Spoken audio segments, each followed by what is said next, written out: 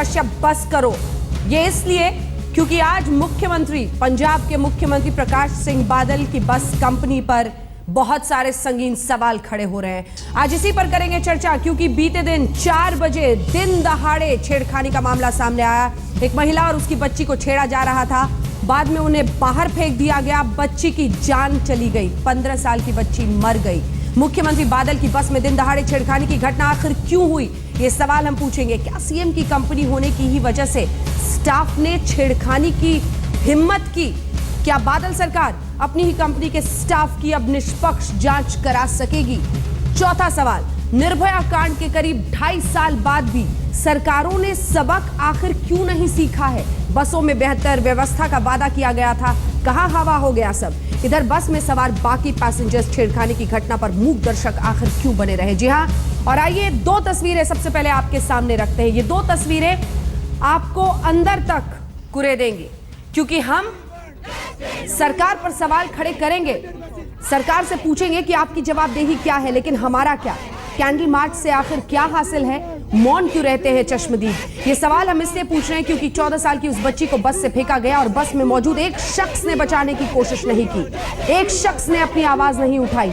निर्भया जैसा कोई भी मामला होता है तो हाथ में कैंडल थामे हम सड़कों पर निकल जाते हैं, इंडिया गेट पर विरोध प्रदर्शन करते हैं, खंभों पर चढ़ जाते हैं, प्लाकार्ड्स दिखाते हैं सरकारों के खिलाफ, लेकिन जब हमारा वक्त आता है बस पर किसी बच्ची, किसी महिला की मदद करने की, तो हम क्यों हाथ पर हाथ धरे, कायर बनकर, मूक दर्शक बनकर सिर्फ और सिर्फ उस अपराध के गवाह बनते हैं?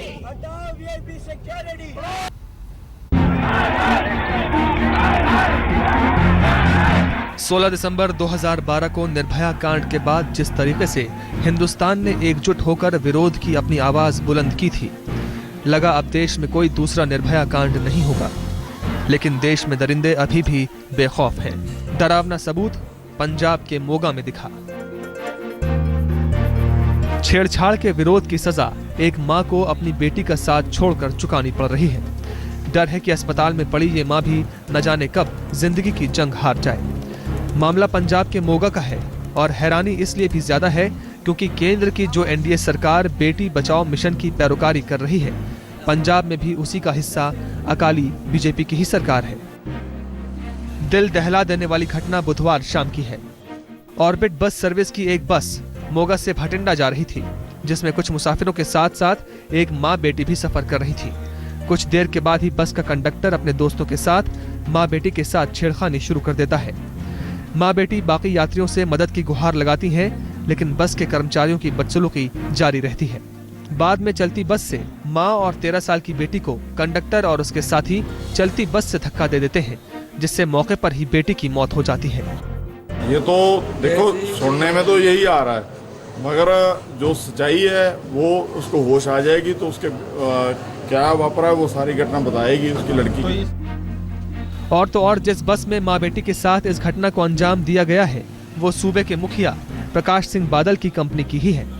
बदकिस्मती से हमारी बस में तो कभी दिलचस्पी नहीं ली, चलो कोई कह दो बस में हो गया और बसों में भी हो जाता है, लेकिन मैं इसको अच्छा नहीं समझता। घटना की कठोर निंदा करती हूँ। आज औरतों के साथ चाहे बसों में हो, चाहे ट्रेन में हो, चाहे सड़कों में हो, चाहे घर पे या काम की जगह पे, ये जो देश में माहौल है इसको बहुत गंभीरता से सीरियसली लेना चाहिए। ये जो इंसिडेंट हुआ है ये बिल्कुल बर्दाश्त के बाहर है। अभी तक इस मामले में सिर्फ 2 लोगों की ही गिरफ्तारी हुई है। सवाल है कि क्या मुख्यमंत्री के परिवार के कारोबार और इस मामले में रिश्ता होने से लीपापोती की कोशिश हो रही है? क्या पंजाब में महिलाओं और बच्चियों की जिंदगी इतनी सस्ती है? चंडीगढ़ से सत्येंद्र चौहान के साथ अवतार सिंह, मोगा, आज तक।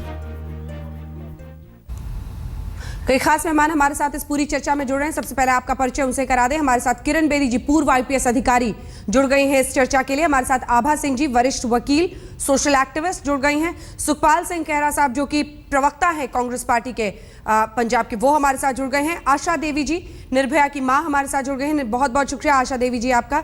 शाना एनसी हमारे साथ, भारतीय जनता पार्टी की प्रवक्ता, जुड़ गई हैं। कुछ ही देर में हरचरण सिंह बैस साहब, जो कि मीडिया एडवाइजर है मुख्यमंत्री पंजाब के, वो हमारे साथ इस पूरी चर्चा में शामिल होंगे।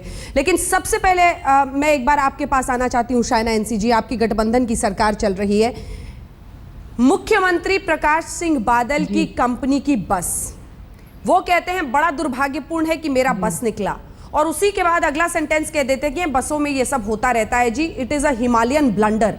ये कैसी संवेदनहीनता है? सवाल ये है कि आप लोग महिलाओं की सुरक्षा पे खड़ा कहां है, जवाबदेही कहां तक जाएगी, और क्या इसीलिए इतनी बड़ी हिम्मत दिखाई है बस में मौजूद उन लोगों ने या स्टाफ ने छेड़खानी करके बाहर ढकेलने की, क्योंकि ये मुख्यमंत्री की बस है? देखिए, जो मैं कहूँ कि एक दुखद घटना है तो सभी जानते हैं, लेकिन जो एक महिला के साथ ऐसे छेड़खानी होती है तो मैं एक सवाल पूछना चाहती हूँ कि बाकी जो यात्री थे इस बस के ऊपर, क्या बाईस्टैंडर का भी एक जिम्मेदारी नहीं होता है? एक नैतिक जिम्मेदारी के साथ साथ एक लीगल रिस्पॉन्सिबिलिटी, एक मॉरल रिस्पॉन्सिबिलिटी। जब आप देख रहे हैं कि बस कंडक्टर एक लड़की और उसकी माँ के साथ ऐसे सुलूक कर रहे हैं, तो क्या हमारा एक फर्ज नहीं बनता है? और मुझे लगता है कि ज्यादातर ये कहना कि ये बस के मालिक कौन है और इस वजह से हुआ है, हाँ जरूर कार्रवाई होगी, मैं नहीं कह रही हूँ कि वो उनको बचना चाहिए, लेकिन बचना चाहिए तो सबसे पहले हमें ये सवाल पूछना चाहिए कि आज जो ये एक महिला के साथ होता है और उनको बाहर फेंकते हैं और जो लोग यात्री हैं वो चुपचाप देखते रहते हैं, तो ये हमारे समाज के ऊपर क्या टिप्पणी करती है? और समाज बाईस्टैंडर्स, मैं आपको याद दिलाना चाहती हूँ अंजना जी, आपको याद होगा कीनन रूबिन केस मुंबई में, जहां 2 नौजवान ने लड़ाई की ये गुंडाओं के साथ और तब भी उनको न्याय नहीं मिला फास्ट ट्रैक कोर्ट्स होने के बावजूद। तो कहीं ना कहीं एक सिस्टमैटिक फेलियर, जहां समाज को भी हमें एक तरफ से आईना में देखना पड़ेगा कि क्या हो रहा है और हम क्यों चुपचाप बैठे हैं। ठीक है, आपका यही सवाल मैं किरण बेदी जी आपसे पूछना चाहती हूँ। किरण बेदी जी, क्या ये ओनस शिफ्ट करने के बराबर है कि हम सरकार की जवाबदेही, चूंकि मुख्यमंत्री की ही कंपनी है, उससे सवाल हटा रहे हैं, ओनस शिफ्ट कर रहे हैं, या फिर ये सवाल वाकई बहुत ही ज्यादा प्रभावी रूप से पूछा जाना चाहिए कि जो लोग बस में थे उनके खिलाफ कार्रवाई क्यों नहीं? हम कैंडल मार्च कैंडल्स लेके सड़क पर निकल जाते हैं, हम इंडिया गेट पर पानी की बौछारें खाते हैं, लाठी खाते हैं, लेकिन जब मदद करने की वक्त आती है तो कायर बन जाते हैं। अंजना जी, इसमें कुछ काफी रोल है, समाज का भी रोल है, सरकार का भी रोल है, और सरकार की गवर्नमेंट का भी रोल है, डिपार्टमेंट का भी रोल है, और तफ्तीश में भी पता करना जरूरी है कि ये फिर से बार बार ऐसी हरकत क्यों हो रही है। मानसिकता क्रिमिनल की भी जानना कि क्या इसलिए अपराध कर रहे हैं क्योंकि इनको कोई परवाह नहीं कानून की, इसलिए अपराध कर रहे हैं क्योंकि सोचते हैं कि वीआईपी की गाड़ी है, इसलिए अपराध है क्योंकि इनको चिंता नहीं है कि कोई पकड़ेगा इनको। ये मानसिकता जानना और इसको पब्लिक करना बड़ा जरूरी है, क्योंकि ये रूट ऑफ द प्रॉब्लम पर पहुंचना है। दूसरी चीज, जब मैंने सरकार की बारी बताई, मैंने कहा कि जब से निर्भया का केस हुआ, ये फैसला हुआ था कि बसेस में कैमरास लगेंगे। क्या इस बस में कैमरा लगे?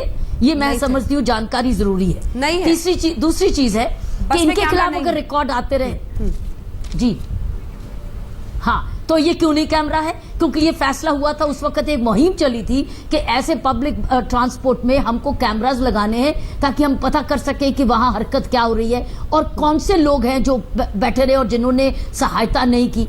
तीसरी चीज जो मैंने पब्लिक के बारे बोला कि उसका भी रोल है, हमारे देश में नागरिकता तो है नहीं है, हम नागरिक नहीं है, हम तो अपने अपने स्वार्थ के एक व्यक्ति हैं। नागरिकता ना कोई हमें सिखाता है, ना हम प्रैक्टिस करते हैं। बार बार ये नागरिकता की खुशकी, सेल्फिशनेस बार बार हर हरकत में आती है, और ये बड़ी लेट है। नागरिकता बड़े होके सीखना तो बहुत लेट है। नागरिकता जब तक हम स्कूल में प्रैक्टिस नहीं करेंगे, पढ़ेंगे नहीं, सिखाएंगे नहीं, घर में नहीं हमें सिखाई जाएगी, हम जनरेशन आफ्टर जनरेशन ऐसे लोग पैदा करते रहेंगे और बड़े को। इसलिए मैं ये कहूंगी ये पहला इंसिडेंट नहीं है, हाँ, और ये लास्ट इंसिडेंट भी नहीं है, जब तक हम पूरी होलिस्टिकली इसको रिस्पॉन्ड नहीं करते। आभा सिंह जी, मेरा सवाल आपसे है, ये 302 का मुकदमा तो उन लोगों के खिलाफ जिन्होंने 14 साल की बच्ची को बस से फेंका गया क्योंकि छेड़खानी हो रही थी, वो विरोध कर रही थी।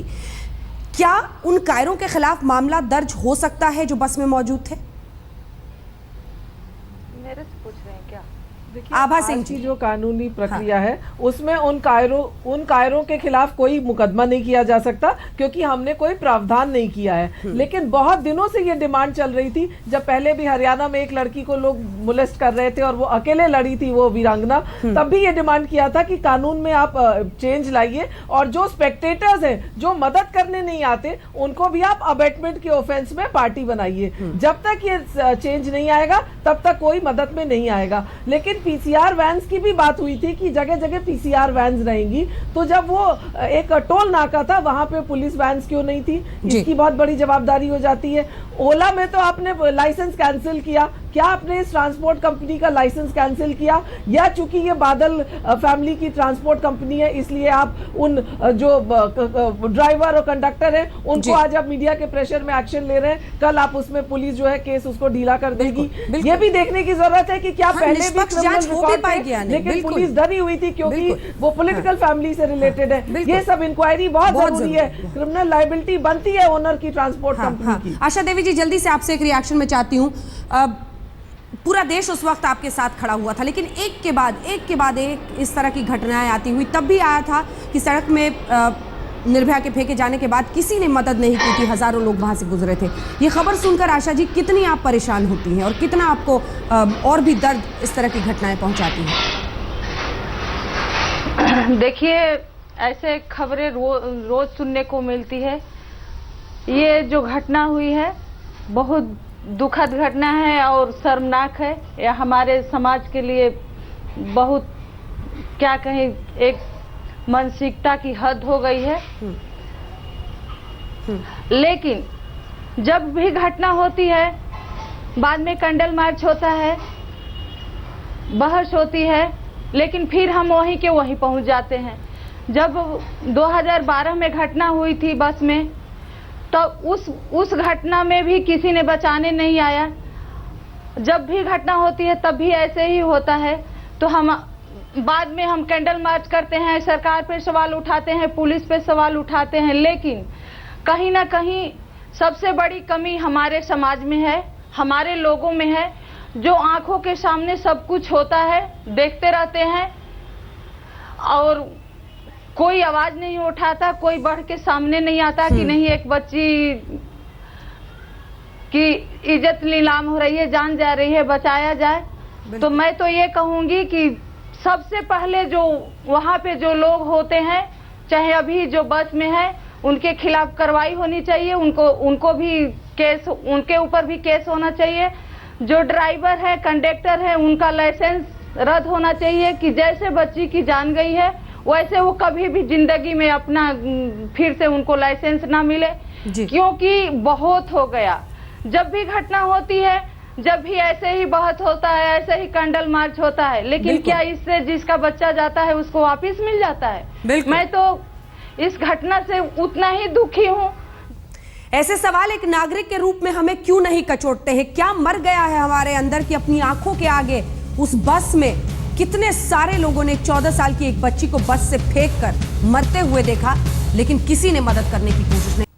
सभी खास मेहमान हमारे साथ बने हुए हैं जिनसे हम चर्चा कर रहे हैं, और हमारे साथ कांग्रेस के प्रवक्ता चंडीगढ़ से सुखपाल सिंह खैरा साहब जुड़े हुए हैं। सुखपाल सिंह, आप लोग तो अलग ही राजनीति शुरू कर दी है इस पर। आपने उस 14 साल की बच्ची की जान गई, ये चिंता नहीं दिखती आप लोगों की बातों से, सिर्फ राजनीति सूझती है। नहीं, देखिए ऐसी बात नहीं है जी, प्लीज ट्राई टू अंडरस्टैंड। ये जो आप बात कर रहे हैं कि को पैसेंजर्स ने मदद नहीं की, पहले पंजाब का एनवायरनमेंट समझने की कोशिश करें कि यहां पर बादल परिवार का इतना आतंक है, सारी police force as a private militia काम कर रही है। कोई पैसेंजर अगर वहां पर अपनी आवाज उठाएगा तो शाम को पुलिस उठाकर उसको पीटेगी भी और झूठा मामला दर्ज करेगी। एंड ट्राई टू अंडरस्टैंड कि पंजाब का जो प्राइवेट ट्रांसपोर्ट का ट्रेड है 70-80% अकेला परिवार के पास है। ये तो ऑर्बिट एक कंपनी है, डब वाली है, हरगोबिंद ट्रेवल्स है, और अनेक ताज ट्रेवल्स है, बहुत सारी कंपनीज, वोल्वो और मर्सिडीज, जो 2-2 करोड़ की बस है, दे स्पीड लाइक हेल इन पंजाब। दूसरी तस्वीर इतनी धूमिल जो आप दिखा रहे हैं, तो फिर आप विपक्ष के रूप में कर क्या रहे हैं वहां पर? यह भी तो सवाल आपसे पूछा जाना चाहिए कि अगर वाकई इतने नाकाम आप हैं तो विपक्ष में जहां बैठे हुए हैं साहब, आपकी भी जवाबदेही बनती है। एक छोटे से ब्रेक के लिए हम रुक रहे हैं। उम्मीद करेंगे कि हरचरण सिंह बैस साहब हमारे साथ मीडिया एडवाइजर